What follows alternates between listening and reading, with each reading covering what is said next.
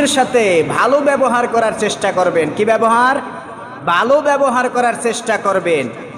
মানুষদেরকে যতটা সম্ভব ইহসান করার চেষ্টা করবেন। এর দ্বারা যদি সমাজের ভিতরে যদি আপনাকে মূল্যায়ন না করে, আপনাকে মূল্যায়ন করবে কে? জোরে বলেন, কে করবে? আল্লাহ করবে। আর আল্লাহ যাকে মূল্যায়ন করে, পৃথিবীর সমস্ত মানুষও যদি তাকে মূল্যায়ন না করে, তারপরেও তাকে দামি বানায় কে? আল্লাহ।